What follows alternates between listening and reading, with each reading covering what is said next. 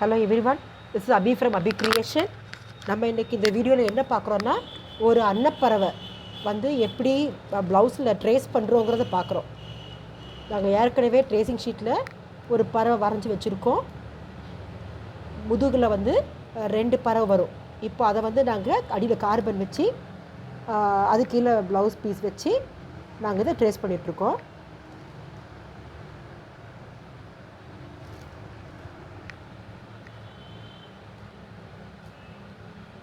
ஒரு பேர்டு தான் எடுத்திருக்கோம். அந்த பேர்டே opposite 2 bird face, each bird face பண்ணுற மாதிரி போடுறோம். இது பார்த்திங்கன்னா தெரியும். இந்த பேர்டை அப்படியே நாங்கள் திருப்பி வச்சு ஆப்போசிட் டைரெக்ஷனில் வச்சு இன்னொரு பேர்டு வரைகிறோம்.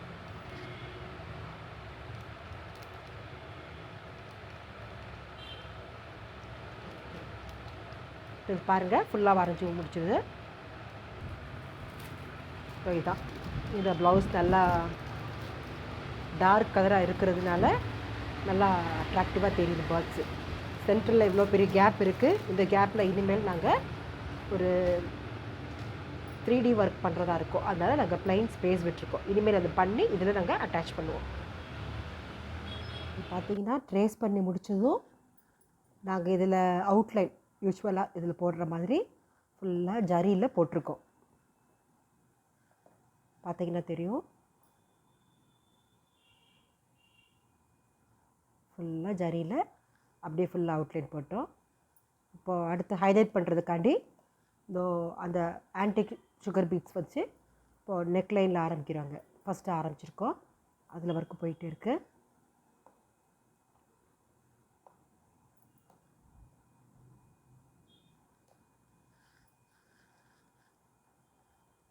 இது கிட்டத்தட்ட இந்த பேர்டோட எல்லா பார்ட்ஸுக்கும் அவுட்லைனில் வந்து இந்த பீட்ஸ் தான் வைக்கிறோம். இப்போ அடுத்து இந்த ஓரளவுக்கு இன்னும் ஒரு பேர்டு பார்த்திங்கன்னா ஓரளவுக்கு கொஞ்சம் போட்டிருக்கு. இதை பார்த்திங்கன்னா வாங்க தெரியும் உங்களுக்கு.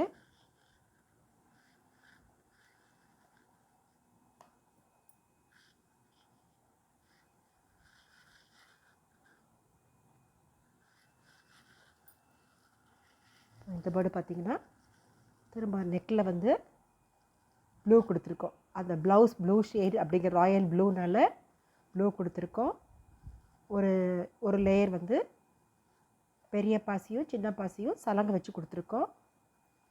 திரும்ப ஸ்மால் ஸ்கேலப், ஒரு 1/4 inch scallops around the neck and body all over கொடுத்துருக்கோம்.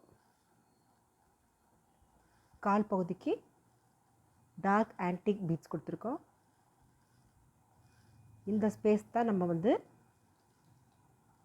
3D பண்ண போகிறோம். அதுக்காண்டி ஸ்பேஸ் விட்டு வச்சுருக்கோம்.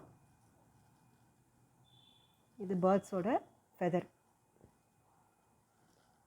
ஃபெதரில் வந்து 2 கலர்ஸ் கொடுத்துருக்கோம். Magenta and very small gold கொடுத்துருக்கோம். பார்த்திங்கன்னா தெரியும். Very small gold filling, bead filling கொடுத்துருக்கோம்.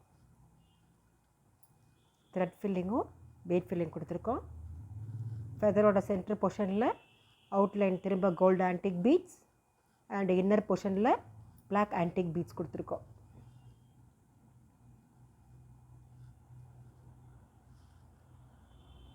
இன்னொரு டெய்ல் பொர்ஷனில் ஸ்டோன்ஸ் வச்சுருக்கோம்.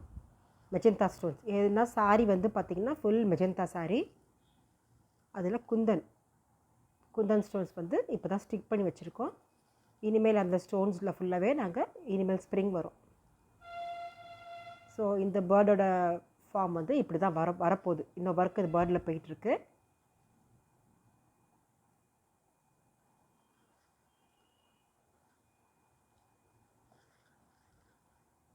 இதில் ஆரம்பிச்சிருக்கோம். இனி அடுத்து அப்படி என்ன போடுறேன்னு பார்த்தா, இந்த அன்னம் பார்த்திங்கன்னா நம்ம உள்ள ஃபினிஷிங் எல்லாம் ஓரளவுக்கு முடிச்சாச்சு. அவுட்லைனில் ஃபினிஷிங்காண்டி நம்ம திரும்ப ஜரியில் செயின் ஸ்டிச் போட்டுட்ருக்கோம். ஸ்ப்ரிங் வச்சுட்டு உள்ளே போடுறோம். இன்னும் இதுக்கு அடுத்து ஒரு அவுட்லைன் வந்து சேம் மெஜந்தா த்ரெட்டில் இன்னும் ஒரு லேயர் மட்டும் வரும். இப்போ அன்னமோட பாடி வந்து நம்ம ப்ரொஜெக்ட் பண்ணி எம்போஸ்டாக 3D மாதிரி காட்ட போகிறோம். அதுக்கு எப்படி ஒர்க் பண்ணலாங்கிறத அது வந்து வேறு ஒரு கிளாத்தில் ஒர்க் பண்ணி இதில் ஃபிட் பண்ணணும். அது எப்படி பண்ணுறோங்கிறத பார்க்கலாம். இது பார்த்திங்கன்னா அந்த பெட்டல் ஷேப்பே நாங்கள் தனியாக வேறு ஒரு கிளாத்தில் நாங்கள் ட்ரா பண்ணியிருக்கோம். ட்ரா பண்ணி திரும்ப அவுட்லைனில் ஜரி போட்டுட்டு ஃபுல்லாக ஃப்ரெஞ்ச் நாட்ஸில் ஃபுல்லாக ஹைலைட் எலும்பி போட்டிருக்கோம். எக்ஸ்ட்ரா ஒரு லைன் வந்து ஒரு 1/4 இன்ச் கேப் விட்டு திரும்ப அதே பெட்டல் ஷேப் வரைஞ்சிருக்கோம். இந்த பெட்டலில் தான் இனிமேல் அந்த உடைய அன்னப்பறவையோட பாடியில் நம்ம எம்போஸ்டாக 3D மாதிரி ஃபிட் பண்ண போகிறோம். இது ஃபுல்லாக ஃபினிஷ் பண்ணதும் நம்ம அதில் எப்படி ஃபிட் பண்ணுறோன்னு பார்க்கலாம். இப்போ இதில் பார்த்திங்கன்னா அவுட்லைனில் கோல்ட் ஜருகை ஃபுல்லாக போட்டு முடிச்சுட்டு மெஜந்தா கலரும் கொடுத்து முடிச்சிட்டோம். இப்போ இந்த அன்னப்பறவையோட நெக்லைனில் குட்டி குட்டியாக ஸ்கேலப்ஸ் போட்டிருந்தோம். இந்த ஸ்கேலப்ஸை இன்னும் ஹைலைட் பண்ணுறதுக்காண்டி சின்ன சுகர் பீட்ஸ் ஆன்டிக் கோல்டு அது வந்து நார்மல் நீடில் பீட்ஸ் வைக்கிற நீடில் அது வச்சு ஒரு பஞ்ச் பண்ணிகிட்ருக்கோம். இது வச்சோம்னா இன்னும் கொஞ்சம் பேர்ட் வந்து நல்ல ஹைலைட்டிங்காக இருக்கும். பாருங்கள், அது வச்ச இடமும் அந்த குட்டி குட்டி பீட்ஸ் வச்ச இடமும் வைக்காத இடமும் பார்த்தோம்னா வச்ச இடம் வந்து இன்னும் நல்லா அழகாக கிராண்டாக காட்டும். இப்போ பாருங்கள், இப்போ எவ்வளோ அழகாக வந்துருச்சு பீகாக் அன்னப்பறவை. அந்த பீட்ஸ் குத்துனதும் இன்னும் கொஞ்சம் அந்த போர்ஷன் வந்து நெக்கு போர்ஷனு அதோட இந்த போர்ஷன் வந்து ரொம்ப அழகாக வந்துருச்சு.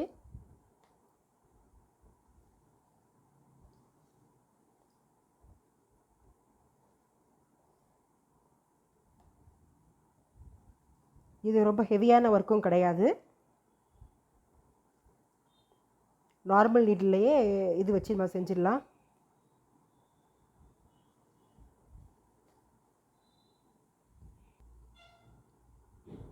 இது வந்து அன்னத்தோட பாடி பீஸு. நம்ம தனியாக ஒரு போர்ஷன் போட்டிருந்தோம் பார்த்திங்களா, பல்ஜாக 3D மாதிரி காட்டுறதுக்காண்டி இது வந்து அதுக்குரிய போர்ஷனை கட் பண்ணிகிட்ருக்கோம் நாங்கள். இதை வந்து எப்படி அந்த உடம்புல வந்து நம்ம ஃபிட் பண்ணுறோங்கிறத பார்ப்போம். இதில் இப்போது இந்த வீடியோவில் பார்க்கலாம். இந்த போர்ஷனை கட் பண்ணி எடுத்துட்டோம். அதே ஷேப்புக்கு வச்சு இது பண்ணி எடுத்துட்டோம். இந்த பீஸ் நம்ம பார்த்தாலே தெரியும், நல்லா எம்போஸ்டாக இருக்கும். இப்போது அதில் வந்து கரெக்டாக ஃபிட் ஆகிற மாதிரி வச்சுட்டோம்.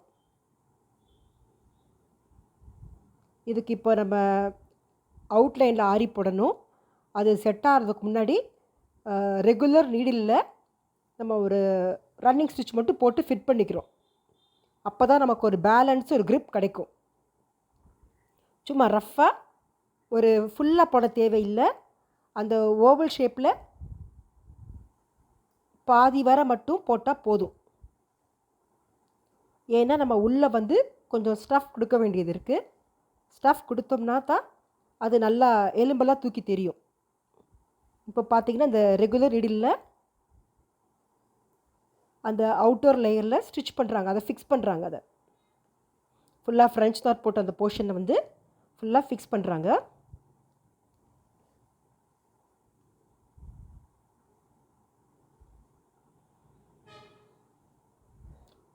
பாதி கர்வ் மட்டும் வச்சா போதுமான இதில்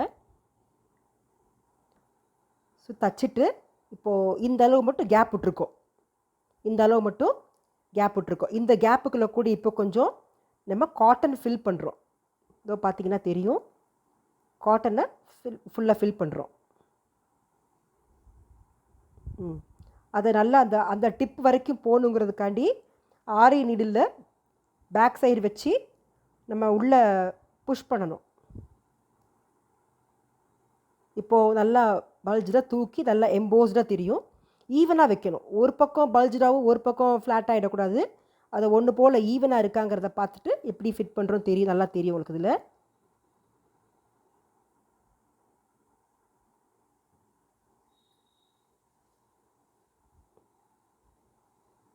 இந்த இருக்குது போதும். இந்த அளவு நல்லா பல்ஜாகிடுச்சு, நல்லா எம்போஸ்டாக தூக்கி அழகாக காட்டுது.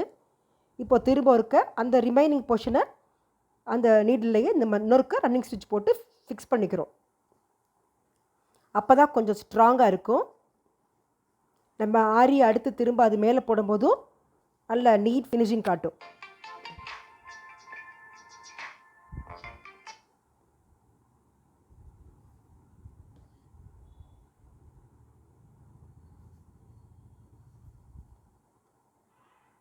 இதாக இருக்குது. இது போடும்போது பார்த்திங்கன்னா தெரியும் நீட் ஃபினிஷிங். அந்த ஜரி கூட அப்படியே தான் இருக்கும், அவுட்லைனில் போடும்போது கூட அப்படியே தான் இருக்கும். நமக்கு அப்போ தான் ஒரு ஃபில்லிங்காக காட்டும் நமக்கு. இதாக இருக்குது, நல்ல பல்ஜாக ஒரு 1/2 இன்ச்சுக்கு மேலே நல்ல பேர்டு நல்லா தூக்கலாக காட்டுது.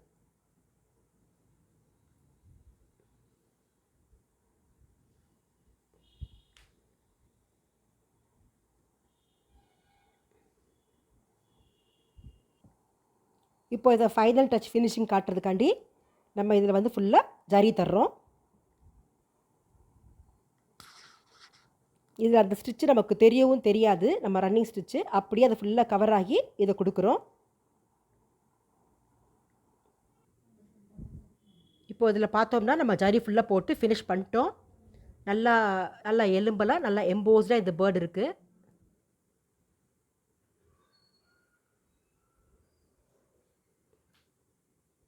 நல்லா ஃபிட் ஆகிடுச்சு. நம்ம இந்த போர்ஷனுக்கு இந்த ஃப்ரெஞ்ச் நாட் போட்டு காட்டவும் நல்லா அழகாக காட்டுது, தூக்கி காட்டுது பேர்டு உங்களுக்கு. இப்போ அந்த பேர்டோட ஃபுல் வியூ பாருங்கள்.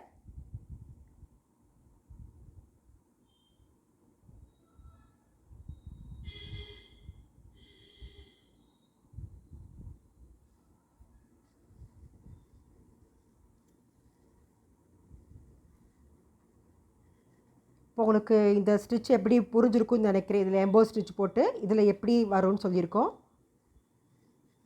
அந்த ஸ்டிச்சில் பற்ற டீட்டெயில்ஸ் பூரா அதில் கொடுத்துருக்கோம்.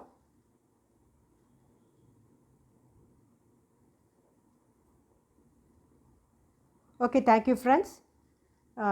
நாளைக்கு திரும்ப இன்னொரு வீடியோவோட வரோம். தேங்க்யூ.